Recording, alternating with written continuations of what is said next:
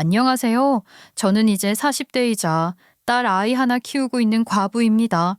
이 과부라는 말은 수년째 입에 달고 있어도 어색하기 짝이 없습니다.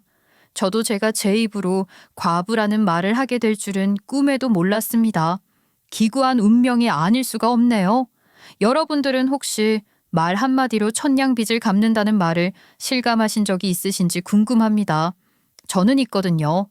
물론 한마디는 아니었고 여러 마디이긴 했지만 그 말로 인해서 제 처지가 바뀌고 사람들에게서 받는 제 대우가 달라졌다고나 할까요? 이렇게 두루뭉술하게 이야기를 하니까 제가 무슨 일을 겪었는지 슬슬 궁금해지시죠? 홀로 딸 아이를 키우면서 이 채널을 보고 여러 가지 사연에 공감도 하고 위로도 받았는데 제 이야기가 여러분들에게도 그렇게 다가갈 수 있었으면 좋겠습니다. 그럼 제 이야기 한번 시작해 보겠습니다. 무슨 이야기부터 시작을 해야 좋을지 모르겠습니다. 저는 평범하지만 또 평범이라고 설명하기엔 조금 부족한 가정에서 자랐습니다. 저희 친정엄마가 홀로 저를 키우셨거든요. 아버지께서 사고로 돌아가셨어요. 제가 초등학교 1학년일 때 말입니다. 정확하게 기억은 나지 않지만 그날은 부모님께서 중요한 부부 동반 모임이 있으신 날이라 저를 할머니 댁에 맡겨놓고 출발을 하신다고 차를 타고 할머니 댁에 가고 있는 중이었어요.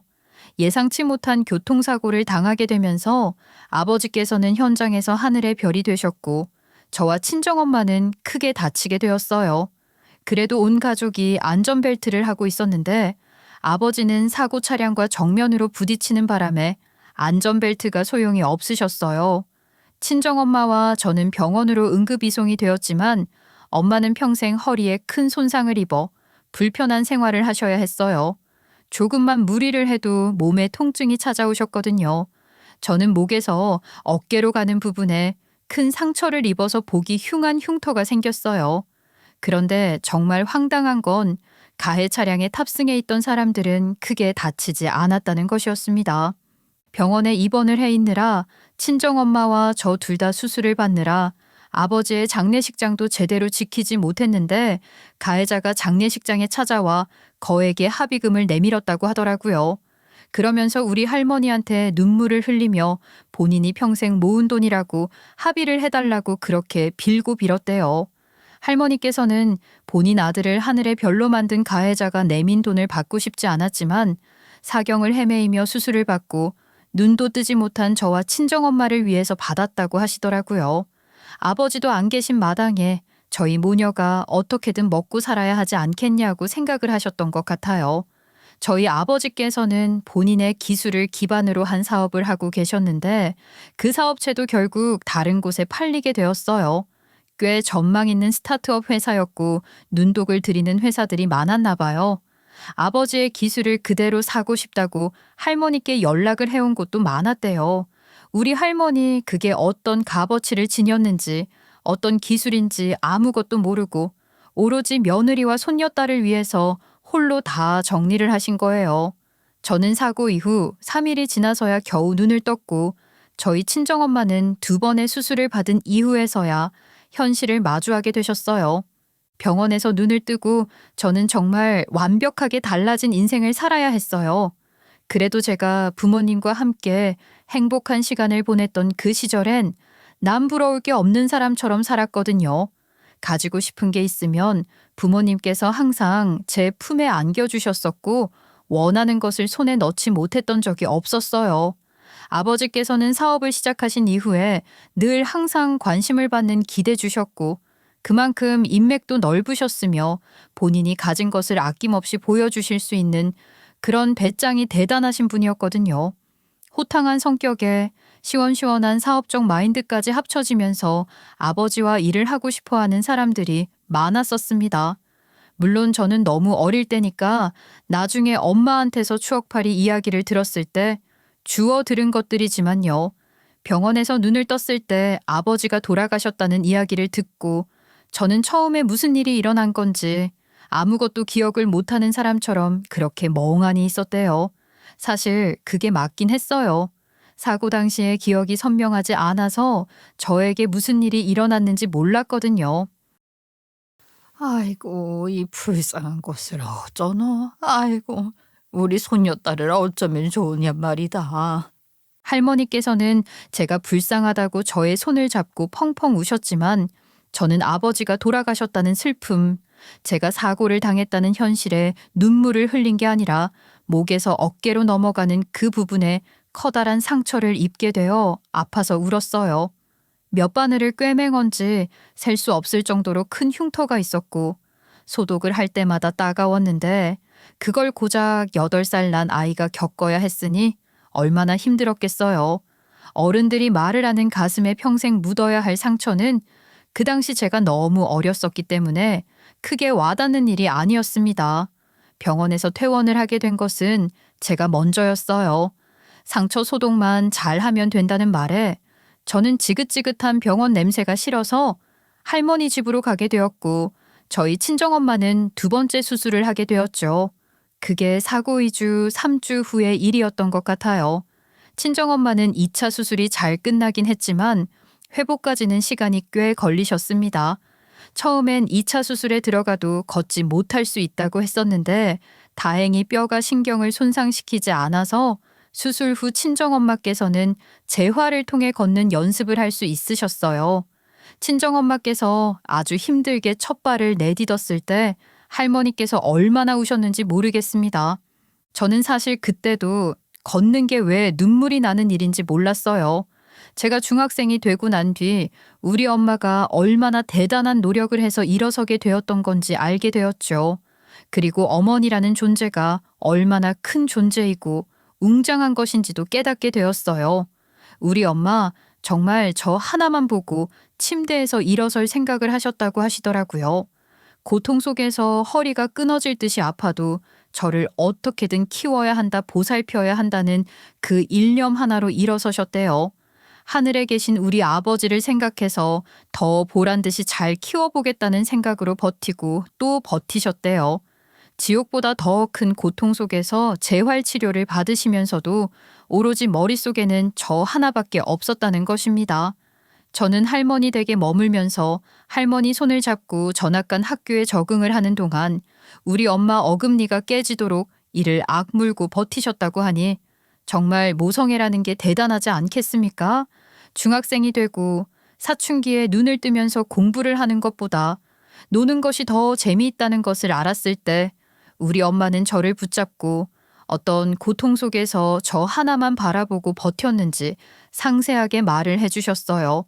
그때 아마 제가 첫 번째로 철이 든 것은 아닐까 싶어요. 그 이야기를 전부 듣고 우리 엄마가 어떻게 버텼는지 느낀 뒤부터 공부에 집중하기 시작했거든요. 제 성적은 꽤 올랐어요. 죽어도 하기 싫었지만 엄마 하나만 생각하면서 제가 무조건 성공을 해야 한다고 생각을 했거든요. 저희 엄마가 정말 예쁘셨었거든요.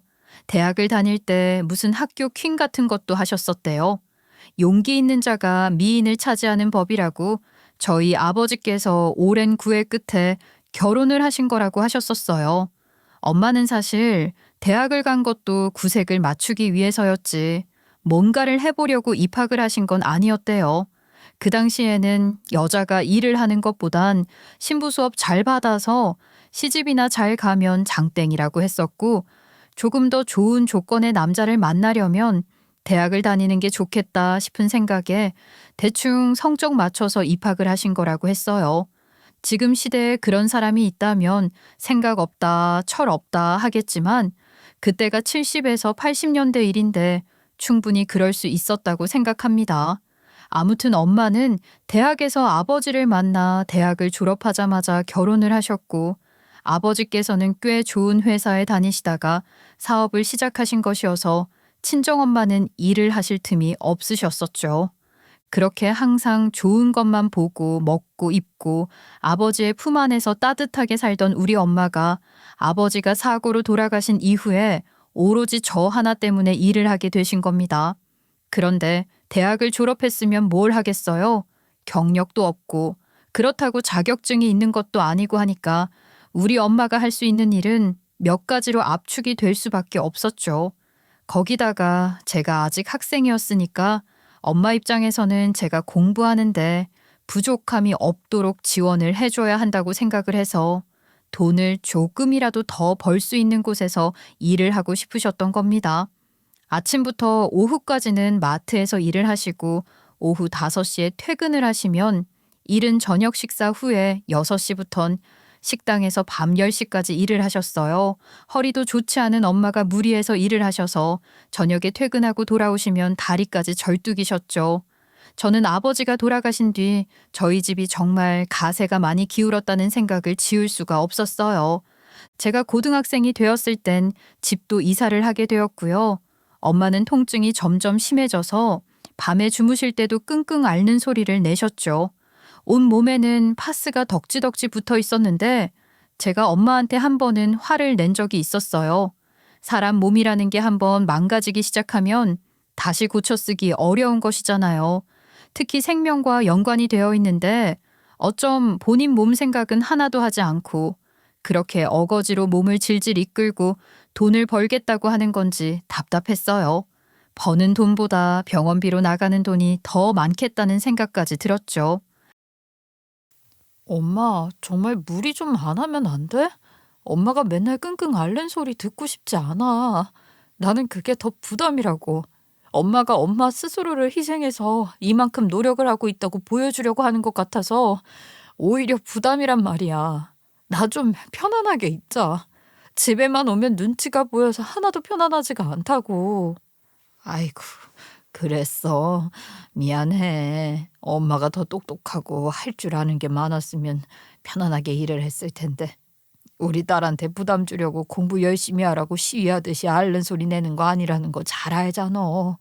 이 돈, 이거 열심히 모아서 우리 딸 공부도 시킬 거지만 그 어릴 때 다친 흉터, 그 흉터 제거 수술도 해주고 싶어서 그래. 우리 딸 곱디고 온 몸에 그런 흉터가 딱 보이게 있어서 얼마나 마음이 아픈지 몰라. 그러면서 저에게 억지로 웃어 보이며 미안하다고 앞으로는 앓는 소리도 조심해 보겠다고 말을 하시는데 눈물이 핑 돌더라고요. 제가 정말 못된 딸이 된 것 같았어요. 이사를 다니면서 집이 점점 좁아지면서 엄마가 얼마나 힘들게 저를 키우고 있는지 많은 생각이 들더라고요. 엄마는 매일 밤 혼자 다리를 주무르셨고 허리를 두들기셨어요. 정말 곱디고 온 우리 엄마였는데 1년, 2년 둘이 사는 시간이 길어지면 길어질수록 엄마의 모습은 폭삭 늙어버린 할머니 같았어요. 저는 대학에 진학하지 않았어요. 대학에 갈 수 있는 성적이 충분했지만 엄마 수중에 돈이 없다는 걸 알고 있었거든요. 합의금으로 받은 돈도 여러 번의 재활치료로 인해서 거덜이 난 상태였고 외가나 친가에 기댈 수 있는 상황도 아니었어요.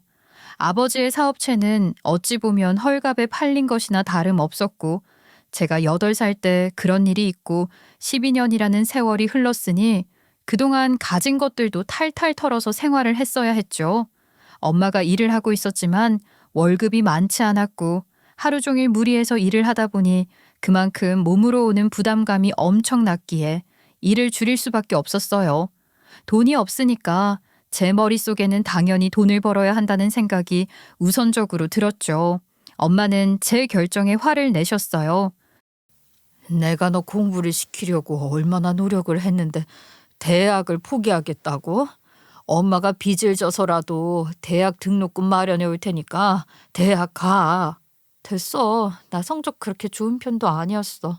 서울에 있는 좋은 대학은 당연히 갈 수 없고 그리고 대학 나온다고 뭐가 달라져? 요즘은 개인 능력만 있으면 학교는 별 상관도 없어. 저는 끝까지 고집을 부렸어요. 엄마를 힘들게 하면서 그깟 공부 4년 더 한다고 제 인생이 크게 달라질 것 같지 않았거든요. 그렇게 저는 고졸 채용으로 회사에 입사를 하게 되었죠. 처음에는 저랑 말도 섞지 않던 엄마였는데 제가 첫 월급 탈탈 털어서 엄마 선물을 사오니 등짝을 때리시며 뭐 이런 걸 사왔냐고 화를 내시더라고요. 첫 월급이고 큰 돈 벌어왔는데 저를 위해 쓸 생각은 전혀 안 한다고요. 엄마와 딸은 그런 관계잖아요. 저는 엄마와 투닥거리는 일상이 너무 행복했고 엄마와 함께라면 뭐든지 다 헤쳐나갈 수 있을 것 같은 기분이 들었습니다. 세월이 흘러 제가 30살이 되었을 때 좋은 사람을 만나서 결혼을 하게 되었어요. 남편은 참으로 성실한 사람이었습니다. 일을 하다가 만나게 된 사람인데 장남으로서의 무게를 짊어질 줄 아는 사람이었어요. 남편네 집안 형편도 그닥 좋지 못했었는데 여기는 또 특이하게 둘째인 도련님한테 모든 기대를 걸었더라고요. 남편이랑 나이 차이가 조금 있는 도련님은 정말 똑똑했대요. 어릴 때부터 천자문을 외울 정도로 머리가 비상하게 좋아서 온 가족이 집안을 일으킬 기둥이라며 도련님에게 지원을 아끼지 않았다고 하더라고요. 집안 형편이 그렇게 좋은 편은 아니었으니까 남편이 고등학교를 졸업하자마자 6살 어린 도련님 뒷바라지를 하기 위해서 돈을 벌어서 도련님 공부를 시켰다고 하더라고요. 대단하죠? 우리 남편 성실하기로는 대한민국 1등이었습니다. 사무실에서 일을 하는 것보단 기술을 배우는 게 도움이 되겠다고 생각했던 남편은 용접 기술을 배웠고 제가 다니던 철강 회사와 일을 가끔 마춰 하면서 돈을 많이 벌었어요. 그러다가 눈이 맞게 된 것이었죠.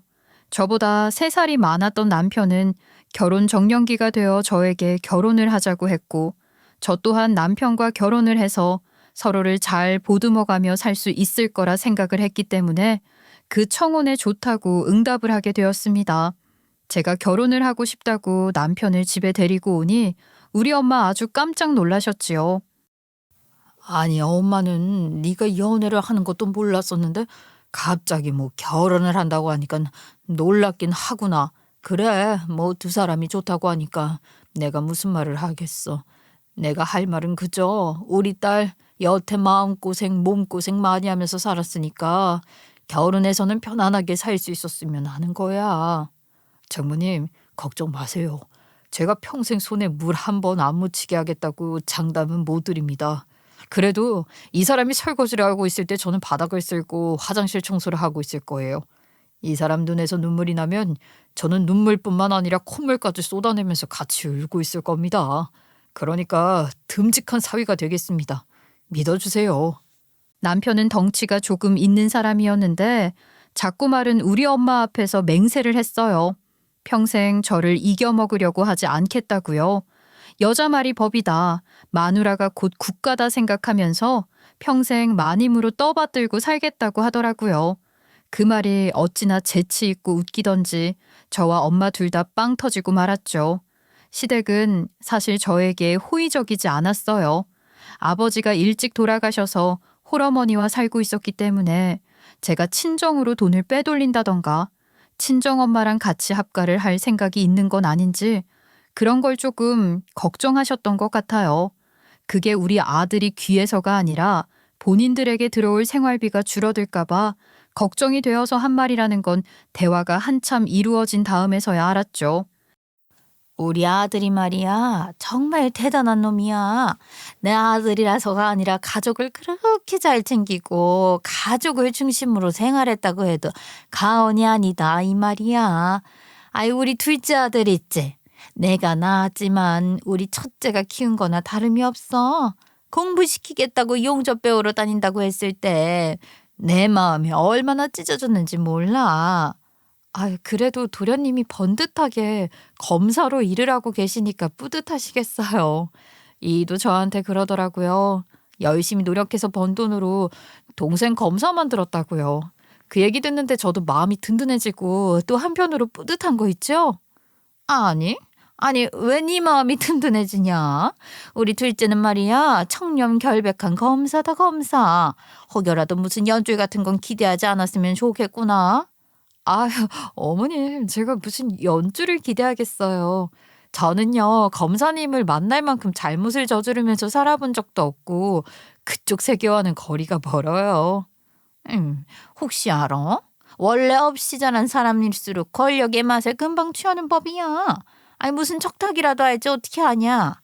그렇게 말씀을 하시는데 솔직히 좀 어이가 없었어요. 제가 검사 도련님 있다고 해서 어디 가서 자랑을 할 것도 아니고 검사를 만날 일이 뭐가 있겠어요? 막말로 전화. 우리 친정엄마가 보이스피싱 당할 때 말고는 검사라는 단어조차 들을 기회가 잘 없었는걸요. 뉴스에서나 가끔 떠는 걸 듣는 거지 실제로 주변에 검사가 있다고 해서 저에게 도움이 될 일도 없었고요. 제가 그냥 아무 소리 안 하고 가만히 있으니까 시어머니께서 그러더라고요. 아유, 아무튼 우리 둘째 잘 키운 거야 그렇다 치고 이제는 우리 노후도 생각을 해야 하는데 내가 우리 검사 아들한테 기댈 수 없지 않겠니? 나란 일하기 바빠 죽겠는데 나까지 어떻게 챙기겠어? 아유, 이런 건 원래 장남이랑 맏며느리가 하는 거다. 딸은 저 출가 외인이라고 하잖니. 친정이야 친정인 거고. 무슨 말인지 알겠어? 그 말은 결혼을 하고 나면 시댁을 더 잘 챙기라는 이야기였죠. 그때는 그게 당연한 거라 생각하는 어르신들이 많았어요. 남편이 옆에서 뭐하러 그런 소리를 하냐고. 양가 부모님들은 다 똑같이 공평하게 잘 챙길 테니 섣불리 이야기하지 마시라고 중재를 잘 해줘서 고마웠죠. 그리고 우리 남편 저희 친정엄마에게 약속을 했던 것처럼 정말 든든한 울타리가 되어 주었어요. 제가 맏며느리다 보니까 시어머니께서 초장에 제 길을 눌러버리고 싶으시다고 조금 시집살이 비슷하게 잔소리도 하시고 저 가방끈 짧다고 무시도 하시고 그러셨었는데 그때마다 남편이 나서서 제 방패가 되어 주었습니다. 소위 말하는 철통 방패였어요. 어머니, 제가 사랑하는 사람이고 제 가족입니다. 제 가족을 무시하시면 저도 못 참습니다. 어머니께서 하신 말과 행동이 고스란히 되돌아올 수 있다는 사실을 아셔야 해요. 아이고, 뭐뭐 무서워서 말이나 하겠냐? 나는 그저 늙고 지친 이 엄마를 먼저 생각해서 챙기라는 거지. 제가 잘 챙겨드리고 있잖아요. 동생도 있고요. 엄마는 2배로 챙김을 받지만 장모님께는 한 사람 하나뿐이걸요. 제가 장모님까지 챙겨서 공평하게 2배의 사랑 받으셔야죠. 남편이 요목조목 반박하듯이 말을 하자 시어머니께서 입을 꾹 다무셨죠. 저희 시어머니 저를 얄미워하시고 며느리 기강 확 잡아보고 싶어 하셨지만 생각보다 순진하신 건지 그 수가 빤히 보이시는 분이라 제가 호락호락하게 당하지도 않았죠. 철강회사 사무직원으로 일을 하고 있었던 저였기 때문에 드센 아저씨들과도 많이 어울렸었거든요. 그러다 보니까 웬만한 곤조라고 하나요? 괴롭힘 같은 것에 익숙해져 있고 어느 정도 무시도 가능한 사람이 바로 저였어요. 그런 아저씨들을 상대로 기싸움에서도 이겨먹던 저였는데 시어머니의 그런 귀여운 괴롭힘이 저에게 흠집을 낼 순 없었죠. 그리고 오히려 시어머니께서 대놓고 그렇게 행동을 하시니까 더 얄밉게 굴기보단 조금만 잘해드리면 내 편이 되실 수도 있겠구나 하는 생각이 들었습니다. 그렇게 결혼 생활을 쭉 잘도 이어갔어요. 제가 시집 온 지 4년 차에 시어머니께서는 2손 2발 다 들고 맏며느리를 내 입맛대로 굴려보겠다는 마음을 접으셨죠. 대놓고 저한테 곰인 줄 알았더니 꼬리 9개 달린 여우였다고 못 당해내겠다고 하시더라고요. 그 이후부터는 잔소리가 줄어든 것은 아니었지만 적어도 생트집은 잡지 않으셨어요. 그리고 완벽한 화합이라고 하기엔 삐걱거림이 있긴 했지만 저희 가족에게도 좋은 소식이 들려오게 되었습니다. 도련님이 결혼을 한다는 소식이었어요. 우리 도련님 남편보다 6살이 어렸는데 4살 연상인 여자랑 결혼을 하겠다고 집에 인사를 드리러 온 겁니다. 저랑 남편의 나이 차이가 3살이었으니까 동서는 저보다 1살 연상이었어요.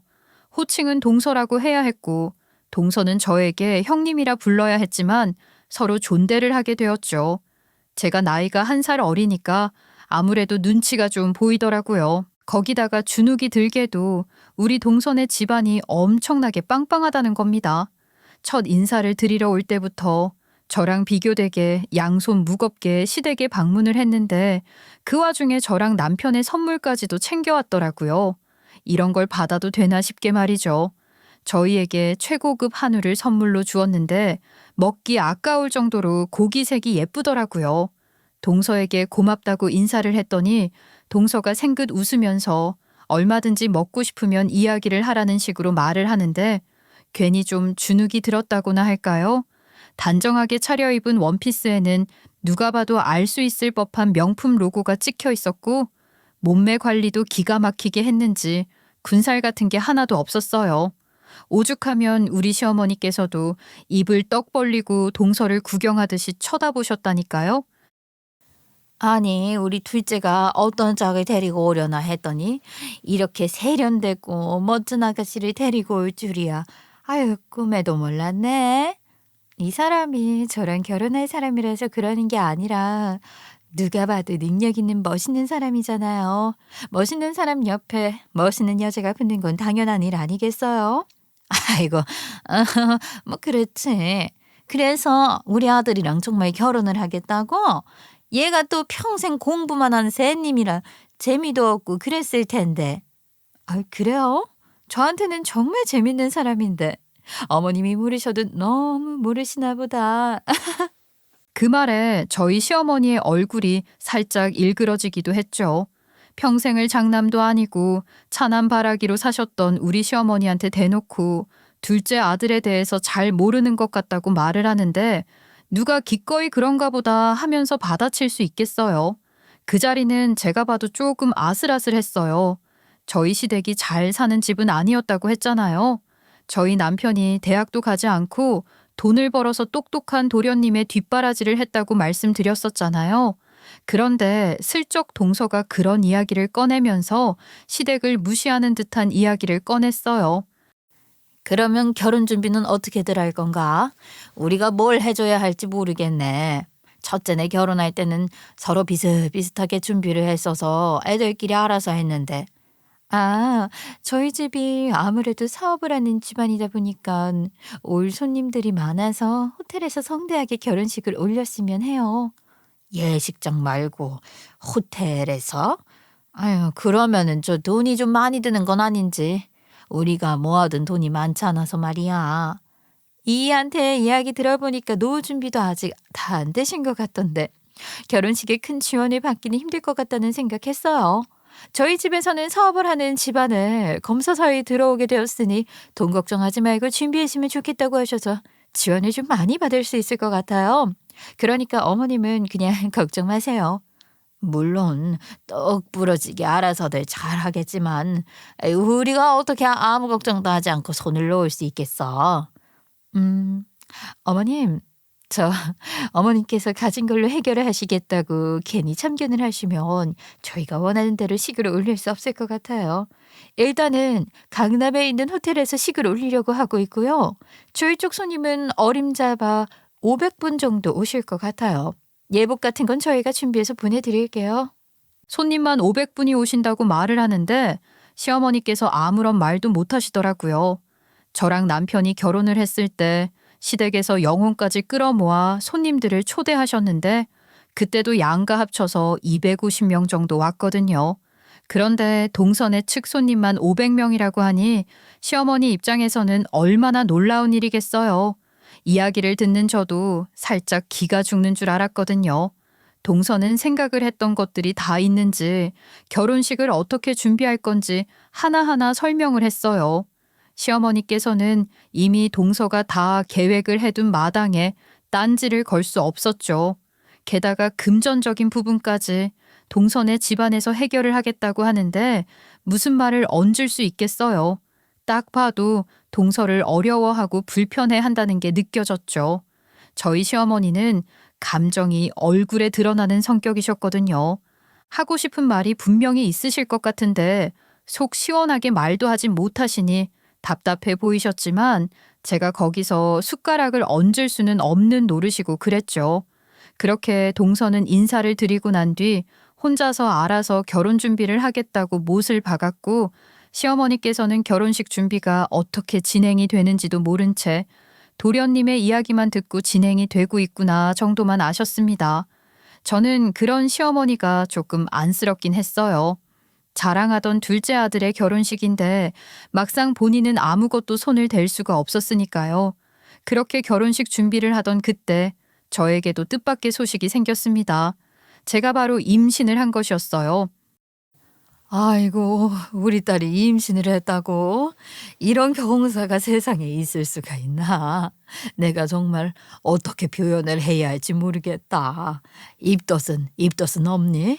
어디 몸 아픈 곳은 없고 뭐 먹고 싶은 건 엄마가 다 해줄 테니까 말만 해라, 응? 아직 엄청 작아서 뱃속에 아이가 있다는 것조차 실감이 안 나는데 벌써 입덧이랑 아픈 데가 어디 있겠어. 엄마, 나중에 먹고 싶은 게 생기면 그때 말할게. 그래, 그냥 자나깨나 몸조심해야 된다. 엄마도 너 가졌을 때 얼마나 힘들었는지 몰라. 아이를 가졌다는 축복도 있었지만 그만큼 몸도 힘들었었어.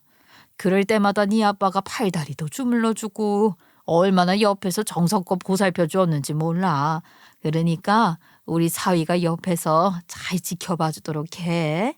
아이, 장모님 걱정하지 마세요. 제가 잘할게요. 그렇게 우리 남편 친정엄마와 약속까지 꼭꼭 걸었어요. 하지만 그 약속은 지켜지지 않았죠. 제가 임신 7개월 차에 붕어빵이 너무 먹고 싶은 거예요. 남편은 곧 태어날 아이를 위해서 일거리를 늘린 상태였고 늘 집에 피곤에 찌든 상태로 왔어요. 저는 남편이 힘들어하는 것 같아서 먹고 싶은 것도 꾹 참고 친정엄마랑 사 먹거나 하면서 남편에게 짐을 주려 하지 않았는데 그날은 단팥이 들어간 붕어빵을 못 참겠더라고요. 결국 피곤해하는 남편에게 붕어빵이 먹고 싶다고 말을 해버렸고 남편은 조금만 기다리라고 하면서 그 추운 겨울에 낡은 패딩 하나 입고 붕어빵을 사러 나갔어요. 시간이 많이 늦은 터라 붕어빵 장수가 있을까 싶었는데 한 1시간쯤 지났을까? 남편에게서 전화가 걸려왔어요.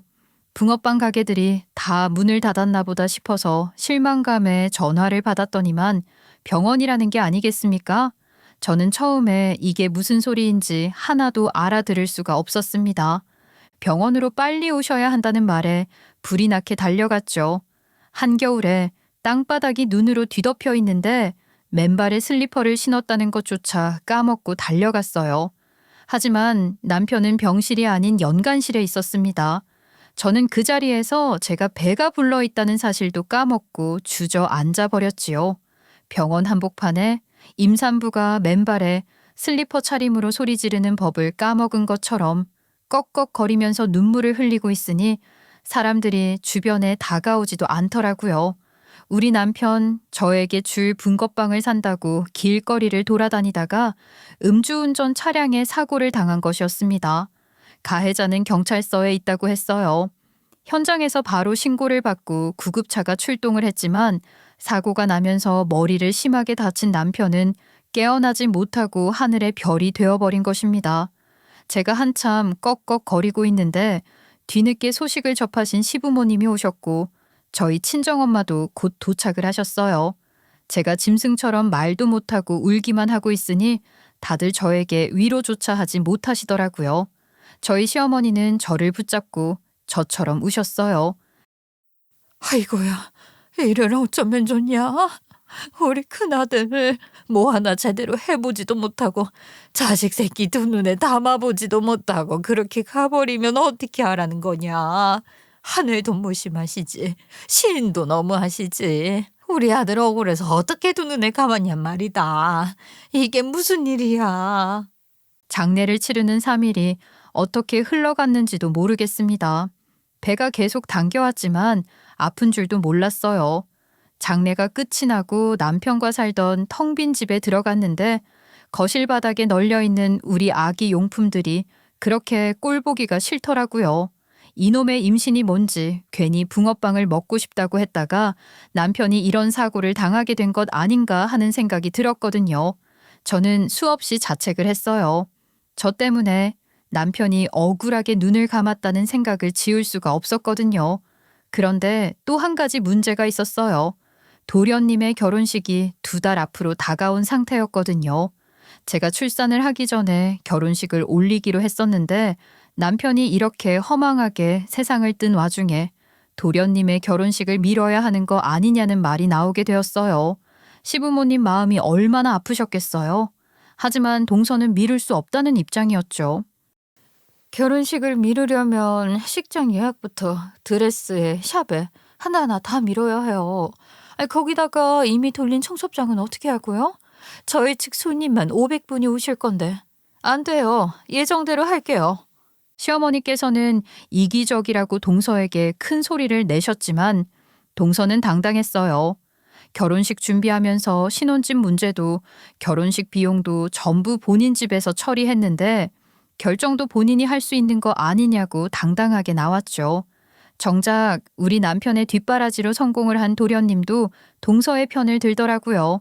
그렇게 원망스럽게도 결혼식은 예정대로 진행하기로 되었는데 제가 너무 자책을 하고 뱃속의 아이를 미워한 탓일까요? 예정일보다 한 달 앞서서 진통이 오기 시작한 겁니다. 하필이면 도련님의 결혼 전날에요. 꼬박 20시간이 넘는 산통을 혼자 겪으며 남편도 없이 시댁 식구들 하나 없이 아이를 출산했습니다. 다들 도련님의 결혼식장에 가야 했기 때문이었어요. 얼마나 성대한 결혼식을 한 건지 아침부터 결혼식 준비를 하던 시어머니께서는 제가 오전에 출산을 했는데 오후 5시나 되어서 산부인과에 찾아오셨습니다. 그 긴 시간 동안 제 옆에 있어준 건 친정엄마 한 분뿐이셨어요. 뭐가 그렇게 바빴던 건지 도련님과 동서는 신혼여행을 가야 한다며 그 잠깐도 제 병실에 들리지 않았죠. 너무 서운하더라고요. 시어머니께서는 미안하다며 저에게 고생했다고 말을 해주셨어요. 저는요, 요즘은 필수로 간다던 조리원 같은 곳은 꿈도 꾸지 못했어요. 너무 비싸더라고요. 남편이 그렇게 허망하게 떠난 뒤 음주운전 가해자는 합의금 보상금 같은 건 돈이 없어서 못 준다고 차라리 감옥에 가겠다고 배째라는 식으로 나왔어요. 우리 남편은 그런 사고를 당했음에도 위로금 같은 건 전혀 받지 못했죠. 거기다가 제가 임신을 한 이후에 일을 그만둔 상태였고 친정엄마도 거의 하루 벌어 하루 먹고 사는 수준이었는데 어떻게 조리원을 꿈꿀 수 있겠어요? 저는 아이를 낳고 집에서 친정엄마와 어떻게든 몸조리를 하겠다고 애를 썼어요. 그래도 전문가의 손길과는 확실히 차이가 날 수밖에 없더라고요. 저는 아이가 100일을 막 지났을 무렵 아이를 키우기 위해서 어쩔 수 없었기에 다시 한번 취직 자리를 알아보기 시작했어요. 그런데 어렵더라고요. 회사에서 오랜 시간 일을 한 경력이 있음에도 불구하고 아이를 키운다는 이유로 면접에서 불합격 통보를 받은 곳도 꽤 있었습니다. 또 너무 빡빡한 직장은 어린 제 딸 아이에게 무슨 일이 생겼을 경우 연차나 조퇴를 마음대로 사용할 수 없다는 단점도 있었고요. 결국 저는 저희 엄마가 저를 키울 때 그러셨던 것처럼 최대한 유하게 일정을 조정해서 일을 할 수 있도록 식당에서 일을 하기 시작했습니다. 사장님 부부께서 마음이 조금 너그러우신 분들이라 아이가 갑자기 아프거나 할 때 조퇴를 허락해 주셨거든요. 저희 딸 아이는 잔병 치레가 많았습니다. 태어나서부터 한시도 마음을 편안하게 놓았던 적이 없었을 만큼요. 그래도 어떻게든 먹고 살겠다고 한 달에 200만 원 조금 안 되는 돈을 벌어서 딸 아이와 지지고 볶고 살고 있었죠. 저희 친정엄마께서도 결국에는 집을 정리하고 그 돈으로 손녀딸 지원 한번 해주시겠다고 저희 집에 들어와 같이 살고 계셨어요. 시어머니께서는 별 말씀 못 하셨죠. 돈이 있어서 지원을 해줄 수 있는 것도 아니었으니까요. 시어머니도 도련님 아니죠. 이제는 서방님 댁에서 용돈을 받아서 생활을 하셨으니까요. 그런데 불운한 기운은 끝도 없이 퍼지는 법인가 봅니다. 저희 아이가 5살이 되던 해에 이상하게 얼굴이 자꾸 시퍼렇게 질리는 겁니다. 저는 처음에 아이 체온이 떨어져서 그런가 싶었어요. 저체온증 같은 게 찾아오나 싶었는데 여름으로 넘어가는 봄 끝자락에도 아이 얼굴이 퍼렇게 질리는 것을 보면서 이건 무슨 병이 있는 거다 싶더라고요. 동네 소아과에 찾아가서 이야기를 하니 큰 병원에 가보라고 하지 않겠어요? 겁이 났습니다. 큰 병원이라 함은 돈도 많이 들 텐데 아이가 아픈 것보다 돈 걱정이 먼저 드는 제가 싫더라고요. 그렇게 큰 병원에 가서 비싼 돈을 주고 검사를 받았더니 아이 심장 판막에 문제가 있는 것 같다고 하더라고요. 후천적으로 커가면서 심장 판막도 같이 발달이 되어야 하는데 그 성장이 멈춘 것 같다고요. 얼굴이 시퍼렇게 질리는 것이 청색증 같다고 말을 하더군요. 저는 난생 처음 듣는 병명에 머리가 어지러웠습니다. 아이에게 인공판막 수술을 하지 않으면 생명이 위험할 수도 있다고 말을 하는데 앞이 캄캄해지지 않는 부모가 어디 있겠습니까? 저는 정말 하늘이 무심하다는 생각을 지울 수가 없었습니다. 일을 어쩌면 좋으니 수술비가 만만치 않다고 하던데 돈이 없어서 애한테 보험도 못 들어놨는데. 저는 그때부터 돈을 더 벌 수 있는 일자리를 찾아다니기 시작했어요. 하지만 제가 할 수 있는 일이 많지 않더라고요. 결국에는 울면서 시어머니께 고민을 털어놓았더니 시어머니께서 저에게 동서 이야기를 꺼내시는 게 아니겠습니까? 안 그래도 그 둘째네 말이다. 거기서 애 봐주던 도우미 이모가 일을 그만두게 되었다고 하던데 월급을 글쎄 300만 원이나 받았었다고 하지 뭐냐. 출퇴근으로 일을 하는데 집안일 다 해주고 애도 봐주고 그러면서 말이다. 그 자리에 네가 일을 해보면 어떻겠니? 아휴 좀 그러려나? 아니요, 제가 하고 싶어요. 동서만 괜찮으면 저야 좋죠. 제가 연락 한번 해볼게요, 어머님. 그렇게 시어머니의 이야기를 듣고 동서에게 전화를 걸어 사정을 이야기했죠. 동서는 저에게 일을 하는 도우미 아줌마가 필요한 거지 형님이 필요한 건 아니라고 하더라고요. 저는 그 말 뜻을 단박에 이해했어요. 저를 형님으로 대하는 게 아니라 적어도 일을 할 땐 일하는 식모로 대하고 싶다는 이야기였죠. 괜찮다고 대신에 아이 수술비가 필요해서 그러니까 가부를 좀 해줄 수 있냐고 물어보았어요. 그러니 동서가 흔쾌히 알겠다고 하더라고요. 저는 하늘에서 황금색 동아줄이 내려온 것이라 생각을 했습니다. 그렇게 첫 출근을 시작했고 정말 공과 사를 구분하는 것처럼 동서는 저에게 아줌마, 아줌마 하고 부르면서 식모처럼 부려먹었어요. 저는 군소리 한 번을 내지 않고 어린 우리 딸의 심장 판막 수술 비용만 벌자 싶었죠. 그러던 어느 날 동선의 친정아버지께서 생신이라고 집에서 식사 대접을 한다고 하더라고요. 저에게 준비해야 할 것들을 말해주는데 구절판에 갈비찜에 버섯정올에 손이 많이 가는 것들만 차리라고 하더라고요. 혼자서는 몇 시간이 걸려도 힘들겠다 싶어서 아이를 딱 하루 시어머니께 맡기고는 친정엄마와 함께 준비를 하기로 했습니다. 저희 친정엄마가 음식 솜씨도 좋으시고 많은 일을 하셨던 터라 손도 빠르셨거든요.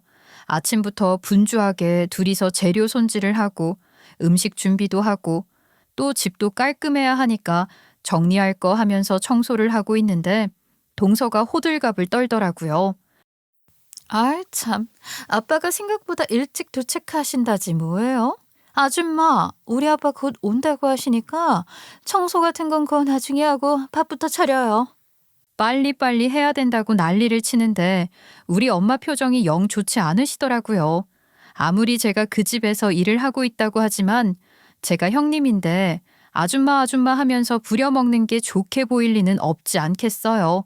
그것도 엄마한테는 소중한 딸인데 부잣집 동서한테 그런 취급받는 게 속상하셨겠죠. 그렇게 서로 말없이 상을 차리던 순간 동선의 친정아버지가 도착을 하셨습니다. 그리고 동서와 반갑게 인사를 하시고선 주방에 서 있는 저랑 엄마를 쓱 쳐다보셨어요. 그런데 제 얼굴을 보자마자 깜짝 놀라는 표정을 지으시더니만 저에게 갑자기 아이고 하는 소리를 내시는 게 아니겠습니까?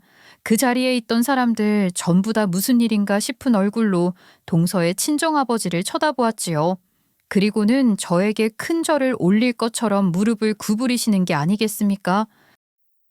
아빠, 뭐 하는 거야? 일어나. 아니, 내가 다리에 힘이 풀려서 내가 알던 분이랑 똑같이 생기셨는데 생각을 해보니 그게 벌써 30년도 넘게 된 일이라서 말이야. 그게 무슨 말도 안 되는 소리야. 아줌마, 우리 아빠 배고파서 정신이 없는 것 같으니까 빨리빨리 음식 내와요. 동선의 집은 정말 컸어요. 그래서 거실과 연결이 된 아일랜드 주방이 있었고 그 뒤에 주방 공간이 하나 더 있었어요. 문으로 막을 수 있는 주방이었는데 거기서 보통 생선이라든지 그런 냄새나는 음식들을 준비하더라고요. 아일랜드 식탁이 있는 주방에서 생선을 구우면 집안의 냄새가 다 퍼지니까 그런 걸 방지하기 위해서 따로 공간이 있는 것 같았죠. 저희 친정엄마가 거기서 생선을 구워서 동선의 아버지 앞에 딱 내려놓으셨는데 동선의 아버지께서 한 번 더 화들짝 놀라시는 겁니다. 아빠, 오늘 진짜 왜 그래? 무슨 일 있어? 혹시나 해서 여쭙는 건데 황형찬 사장님을 아십니까? 그 말에 저와 친정엄마 둘 다 깜짝 놀랐습니다. 황영찬 사장이라는 사람은 다름 아닌 돌아가신 우리 아버지였거든요. 도대체 동선의 친정아버지께서 제가 8살일 때 돌아가신 저희 아버지를 어떻게 알고 있는 건지 무척이나 궁금했습니다. 저희도 너무 뜻밖의 이름을 들은지라 그대로 얼음이 되어버리고 말았어요. 그 일찌감치 세상을 떠난 제 남편입니다만 저희 남편을 어떻게 아십니까?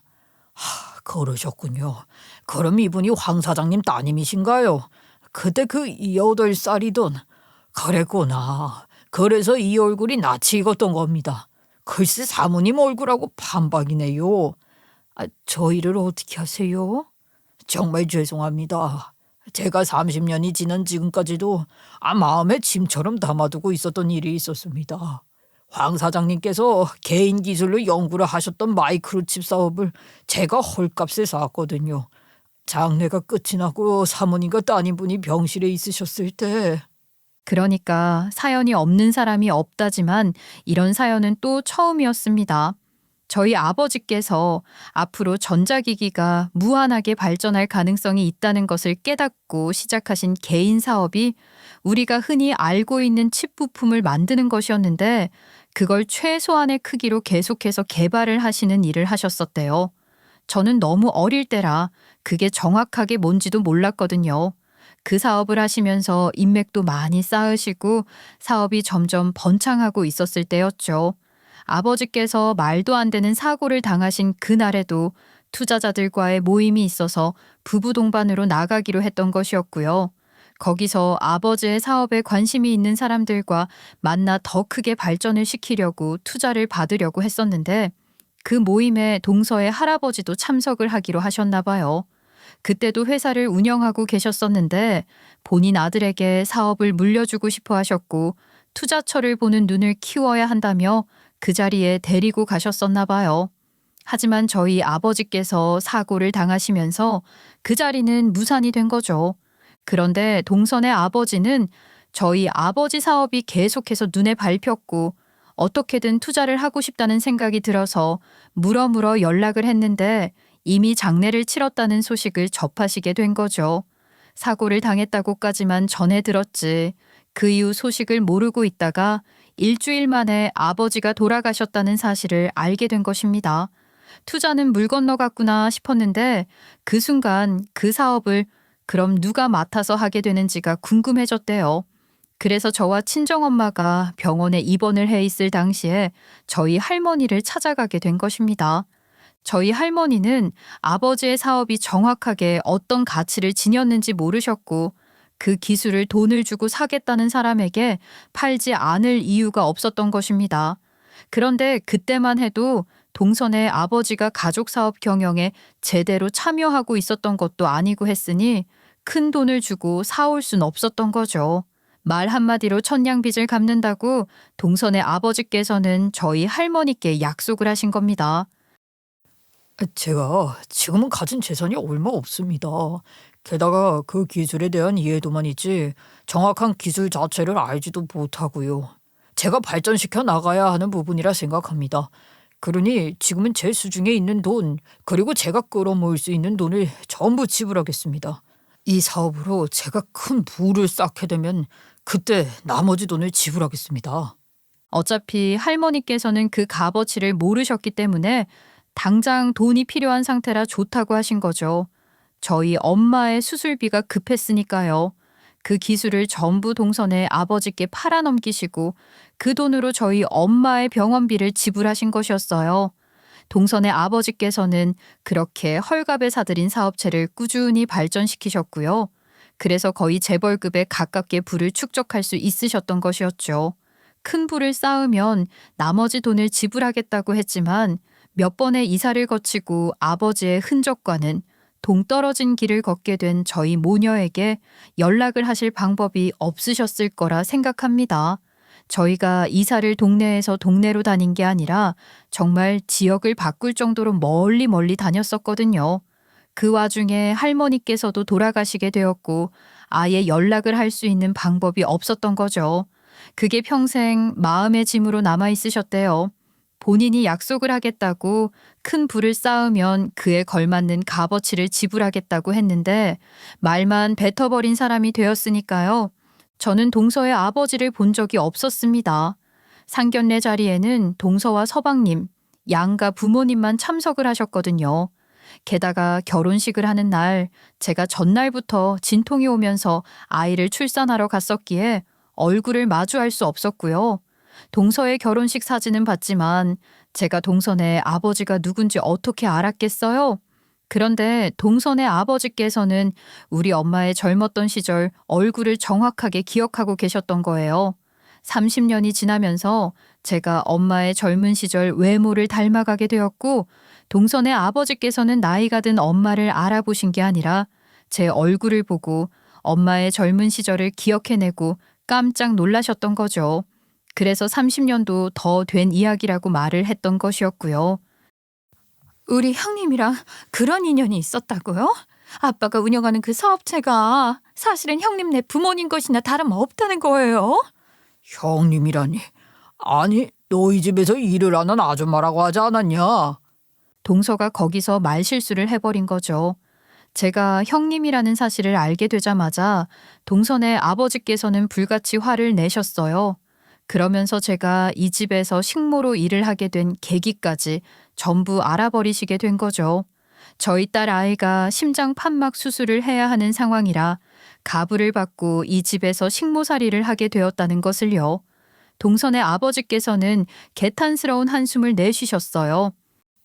아무리 그래도 그렇지. 가족끼리 서로 어려울 때 도울 생각은 하지 않고 이득은 이득대로 취하려고. 내가 자식 농사를 잘못 지었지. 귀한 내 자식이라고 너무 오냐오냐 키워서 이런 꼴을 보게 만드는구나. 너한테는 시족 하나 다름없는데 먼저 손을 내밀기는커녕. 아니 아빠, 오해야 오해. 오해는 무슨 오해야.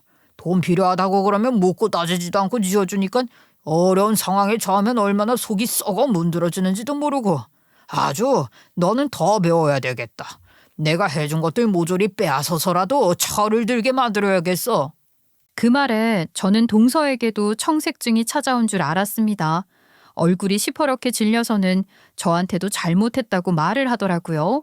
도도하고 항상 자기 중심적으로 굴던 동서가 저에게 사과를 했다는 것 자체가 놀라웠어요.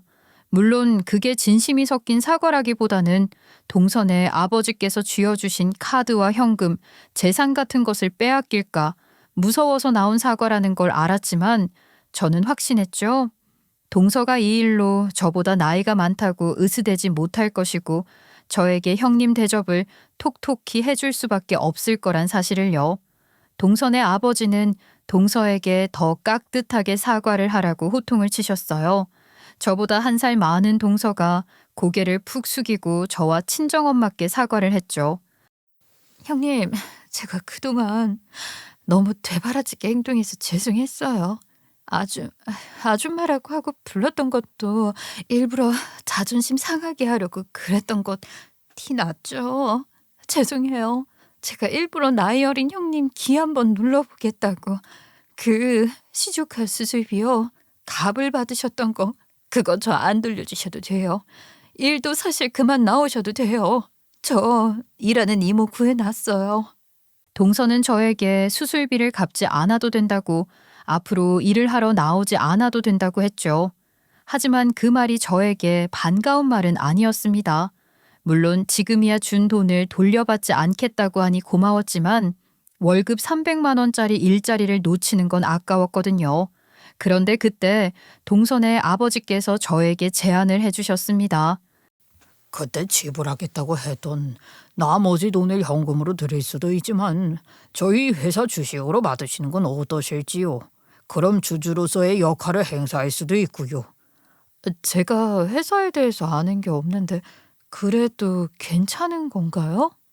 창업자의 가족이나 다름없는데 당연한 건 아니겠습니까? 제가 조금 더 일찍 찾아보고 이런 대우를 해드렸어야 했는데 그저 죄송할 따름입니다. 동선의 아버지께서는 저희 엄마와 저에게 몇 번이나 사과를 하셨습니다. 나중에 되니까 저희 모녀가 더 민망하더라고요. 그렇게 한바탕 소동이 일어나는 바람에 다 식은 밥상이 되어버려서 살짝 데워서 밥상을 차리고 저랑 엄마랑 퇴근을 하려 하니 같이 밥을 먹자고 하시더라고요. 그래서 어색하게 그 자리에 끼어서 식사를 했습니다. 그 이후 정말로 주식이라는 게 제 명의로 굴러 들어왔어요. 생각보다 그 단가라고 하나요? 제가 주식을 잘 몰라서요. 그 금액이 꽤 되더라고요. 사정을 전부 전해 들으신 시어머니께서 잘 됐다고 이제는 다른 걱정 말고 저희 아이 수술에만 집중하라고 말을 해주셨어요. 그렇게 돈이 마련되고 나서 저희 아이는 무사히 심장 판막 수술을 했고요. 경과도 무척이나 좋아서 조만간 뛰어다니는 것도 문제 없을 거라고 하더라고요. 하늘에 있는 우리 남편이 아마 끝까지 지켜준 게 아닐까 싶습니다. 물론 저희 아버지도요. 저희 아버지께서 내내 저를 지켜봐 주셨기 때문에 이렇게 과거의 인연이 다하 불운했던 기운을 걷어내고 일이 술술 풀리게 된 것은 아닐까 하는 생각이 듭니다. 동서는 그 이후에 잘 마주칠 일이 없어서 대화를 나눠본 적은 없어요. 저희 아이가 수술을 하는 날 수술이 잘 되길 바란다고 혹시라도 더 필요한 게 있으면 말을 하라는 연락이 오긴 했어요. 그것만으로도 신경을 써주고 있다는 생각이 들더라고요. 부잣집 딸로 살아오면서 늘 기고만장하고 자기 뜻대로 원하는 대로 살았을 우리 동서가 이제는 좀 철이 들었으면 합니다. 본인은 여태 그게 나쁘게 보이는지 신경도 안 썼던 것 같아요. 아기가 있어서 한 행동도 물론 있기야 하겠지만 대부분은 늘 그렇게 살아왔으니 본인도 모르고 한 짓이 섞여 있는 것 같더라고요. 이번 기회에 동선의 친정아버지께 호되게 혼이 나고 철 안 들으면 지원해준 것들 전부 빼앗아 버리겠다는 이야기까지 들었으니 자중하지 않을까요?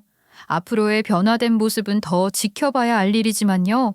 저는 이제 저희 딸 건강 하나만 생각하면서 살 겁니다. 주식이라는 게 배당금도 나온다고 하더라고요. 알뜰살뜰하게 또 우리 엄마 고생하지 않도록 제가 관리 잘해서 이 세상의 마지막을 보는 그 날까지 우리 가족 하늘에서 다시 만나는 그 날까지 씩씩하게 살아보렵니다. 제 이야기 끝까지 들어주셔서 정말 감사합니다.